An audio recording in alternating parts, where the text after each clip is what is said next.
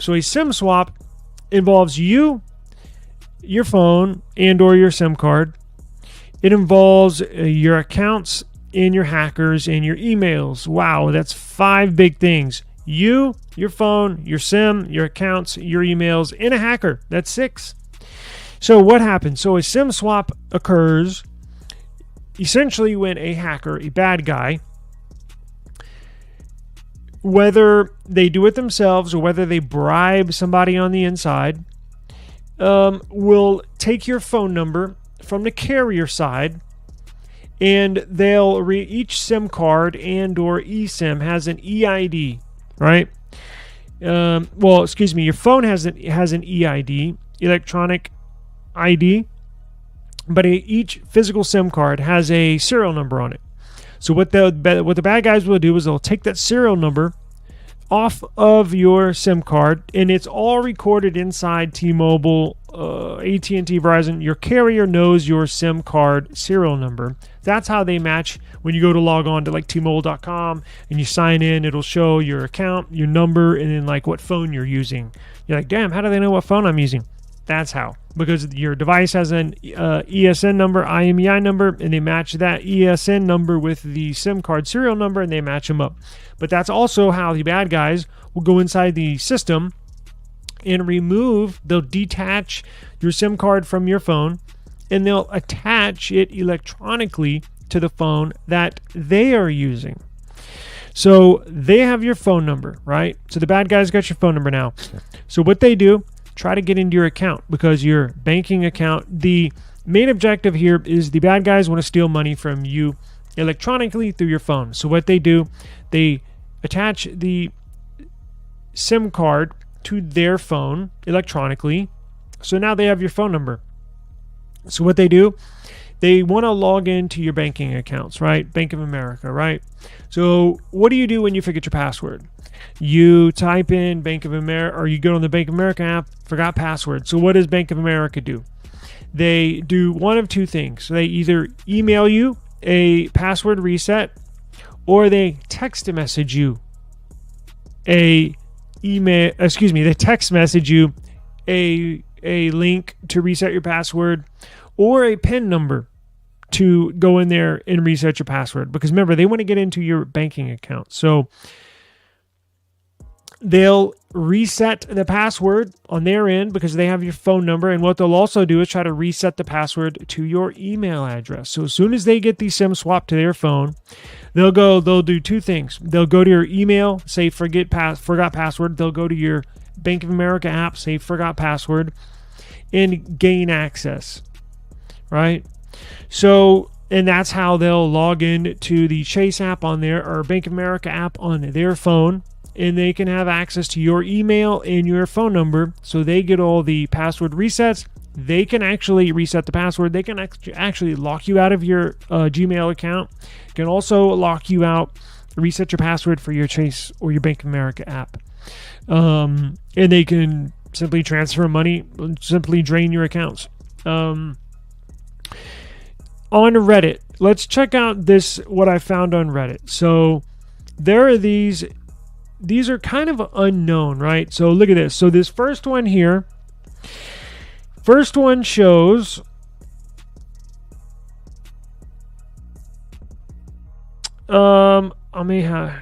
let's see.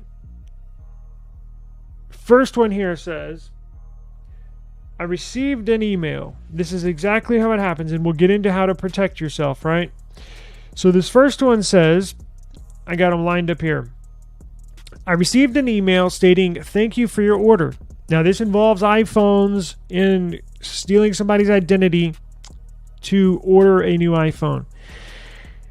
This person says, and this is in the AT&T thread, this person says, I just received an email stating, thank you for your order. I called them immediately. I then went to the store, and a representative said they had your ID. And this person says, I asked her what ID. She said, the AT&T rep said, my driver's license. I pulled out my driver's license in front of her and asked, how can this happen when I have a security code on my account?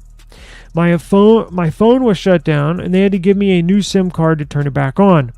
I filed a claim 5 times, and it's been denied every time.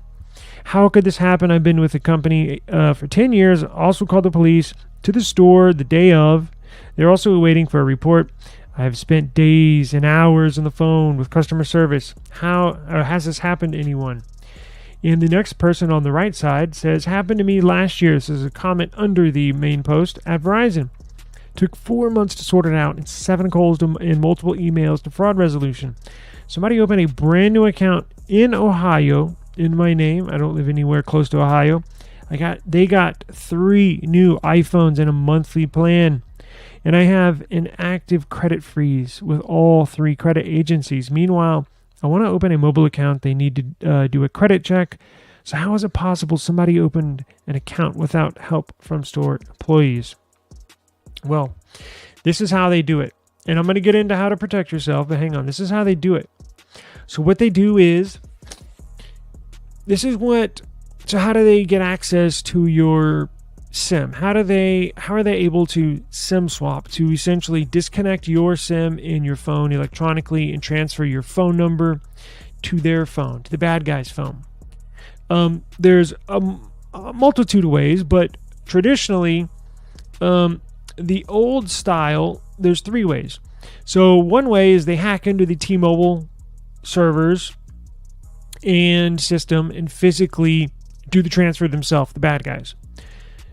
The second way is they will bribe a store employee. So somebody here locally got arrested last year, made news, and I immediately read the article and I saw it.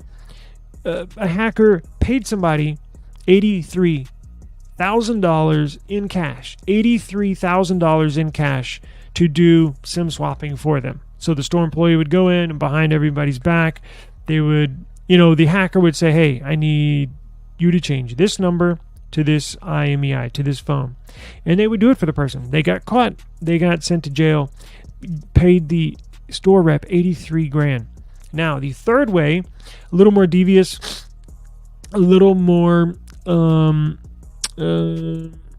intricate and long term. Third way is the hacker will actually apply for a job at T-Mobile, at AT&T, at Verizon, and get hired on, go through the whole hiring process, drug test, background check, everything, assuming they have a decent background. They will get hired on to work in a store or in T-Mobile call centers that have access to this, and they will actually apply and get the job for the intent to SIM swap. Now, again, that takes a little more time, a little more intricate, and that has happened to all 3 major carriers. That's what the carriers call bad actors.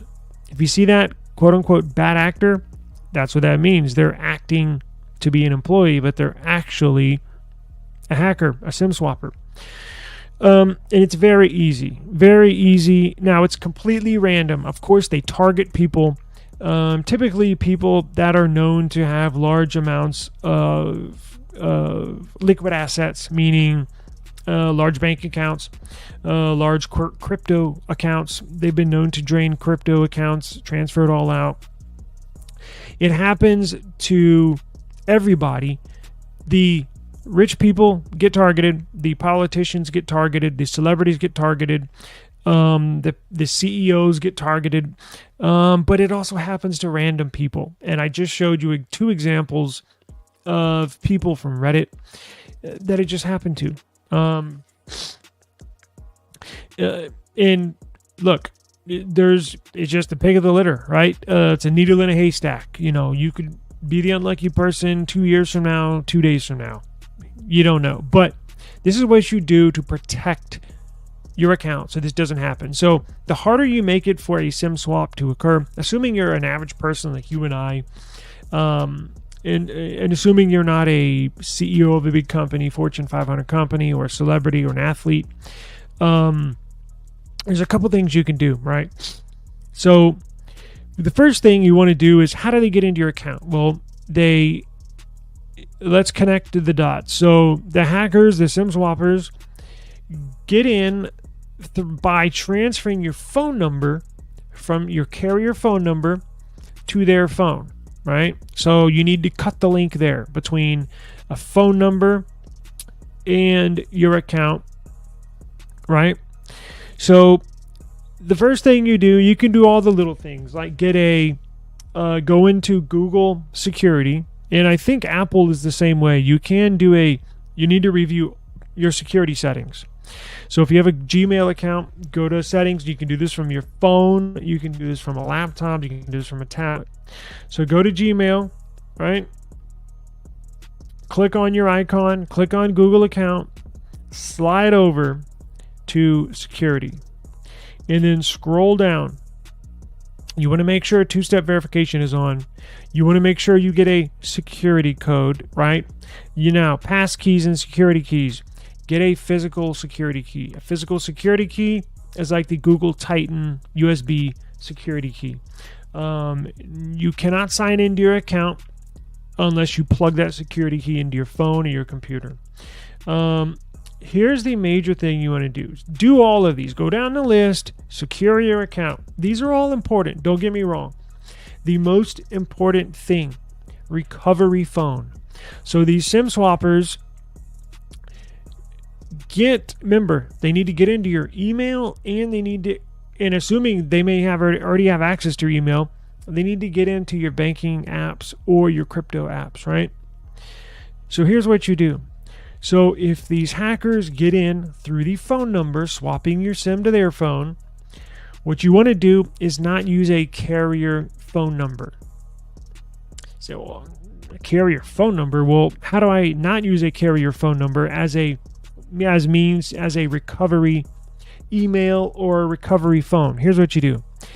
Get a Google Voice number. So Google issues, it's a VoIP, Voice over Internet Protocol. It's a phone number that's not based from a T-Mobile. It's not based from a carrier. It's not based from AT&T. Get a Google Voice number. Download the Google Voice app on iOS or Android and tie it to an email that's not associated with your banking app or your crypto app. So if you do abc123@gmail.com for Bank of America and Kraken Crypto, don't do your recovery email address for those for Bank of America or Kraken ABC123. Do XYZ234@gmail. You want to cut as many ties. Cut the links. So your recovery email is not the same email meaning you have to sign into a whole nother email if you do need to reset your password. And they cannot, at least, look, maybe they can, I have no idea.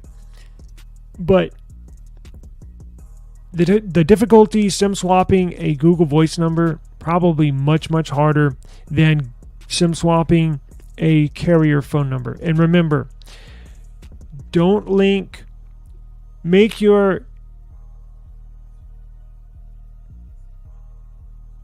phone's going off. Make your recovery phone number that Google Voice number, but make the Google Voice number you create a different email than the email that you sign into your Bank of America or crypto apps. Does that make sense? You want to cut all the ties, cut the links. But the most important thing, get a Google Voice number, use that as your recovery, right? You want to use that as your recovery email. Now, if this does happen, what can you do? So SIM swapping is on the rise. So look at this. Complaints and losses over the last 5 years with SIM swaps. Look at the years. So from 2018 on the top to 2022. Now, it doesn't have 23 or 2000. Well, obviously not done with 2024, but you can only imagine it just continues to rise with every year that goes on. So 2018, and then look it down at 2022. The number of complaints are on the rise, and the number of losses, the amount of losses is over $10 billion just in 2022 alone. And a total of almost $30 billion totally from, now these are assets, liquid assets that are simply transferred out of the accounts without you knowing while you're asleep. So how do you know if you've immediately been SIM swapped? Well, like that person said on that on this graphic, right? Well, I got an email saying thank you for your order. Well, obviously you know something's not right. Or out of the blue, your data stops working and you can't make any calls. Now, assuming you're not behind on your payments, on your bills, on your T-Mobile bill, your AT&T bill, because obviously if you're behind and you hadn't paid your bill, of course they're going to cut your line. But if you're on auto pay or you always pay on time and you know you don't run the risk of them cutting service, that's the number one thing. So I've heard a lot of people say, oh, their story about SIM swap. They got SIM swapped. First thing they noticed is no data. And then I couldn't make a call, couldn't send a text. Well, obviously your service line was cut. Now that's the first indication that a SIM swapper transferred your phone number to their phone, right? So immediately, if you have a cut service, and assuming you're in the city, you're not out in the country, because if you're out in the middle of nowhere in West Texas, and then I don't have any data, I can't make any calls. Well, it's probably because you're far away from a tower. But if you're in the city under normal circumstances, can't make any calls, no data, you want to immediately double check your accounts. Immediately call, try to get a hold of, get Wi-Fi, some kind of network. Immediately call your service provider and ask them, has my number been transferred out? Because this person was saying they had a PIN set up and everything. But here's the thing. These bad guys, these hackers, make fake IDs, right? Or they can make carbon copies of your ID. So they go into an AT&T store, buy a bunch of phones, right? And they're not buying phones to use phones. They're buying phones and selling them for cash real quick because they know everything's tied together. There's a paper trail that would lead back to them. Now, you can also get a company like eFani. E-F-A-N-I. eFani is a service provider like AT&T, like a T-Mobile, that promises you no SIM swaps. They've never had a SIM swap, and you get a guarantee. It's a little more expensive per month. I think its plans start at $99. But they guarantee you no SIM swap attacks while you're a customer. And if you do get SIM card swapped, there's a $5 million insurance policy. So you can go out and get a Fani. You need to change your recovery email and your recovery phone number to your banking apps and to your crypto apps to an email, to a different email, a burner email that you hold on tight to. Create an email just for that. And then you need to, your recovery phone number for your banking apps, for your crypto apps, need to be a VoIP number, a Google Voice number, a number not originating from a carrier, because that's how this is happening. Now, if you do get SIM swapped, I do have a couple of numbers here you can call, right? So let me show you this. So the FBI has been tracking all of this, and they can only do so much. So if you do, I'm going to put this link in the description box below. Internet Crime Complaint Center. This is an extension of the FBI. The FBI created and they call it the IC3 because it's Internet, and then Crime Complaint Center. So there's 3 C's, get it? IC3. They created this IC3 division, I think a couple of years ago, because this was getting so out of, and it still is getting out of hand. Created a division within the Federal Bureau of Investigations just to handle these crimes and go after these bad guys. But if this does happen to you, and fingers crossed, I hope this never happens to anybody, you got to file a complaint. You go right here. You file a complaint. You fill out all the information, as much information as possible, and then you have some other types of crimes. SIM swapping is definitely in here, but you can get annual reports, fraud reports, cryptocurrency reports, a whole bunch of links here that I will put in the description box.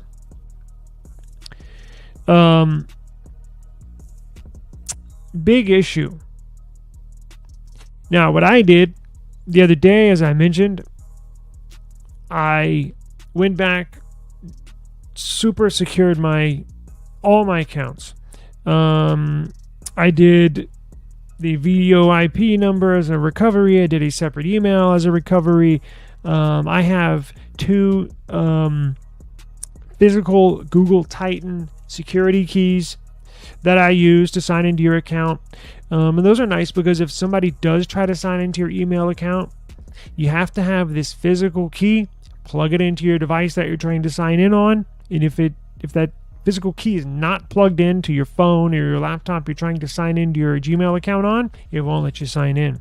So a bad guy on the other side of the world can't hack into your account without having that physical key. I've made a couple of videos on and reviews on those devices. Maybe I'll link as well.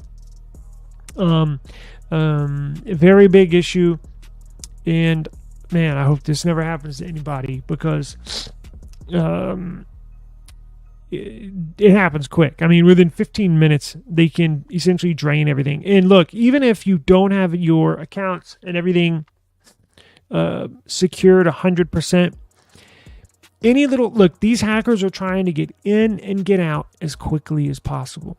So even if you're like not 100% sealed and impenetrable, even if you're like 90%, these hackers are not going to spend a lot of time. Let's say they have you in their crosshairs, and it's just randomly, right? They don't know you between you and a NFL player on the TV, right? All they know of you is a name, email, number.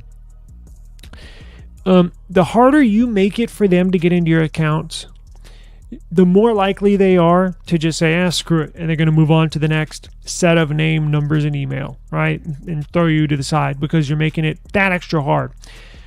Typically, these guys can get in and get out with all your accounts drained within 15 minutes. That's all it takes. 15 minutes. So that'll do it for the day. I got to run. Join me tomorrow. We'll catch up on some more tech news and may hit this topic again. If I did miss anything, please let me know, right? If you got any extra tips that can help, please let me know. Thank you very much, eSIM Studios. I'll see y'all tomorrow. Peace out.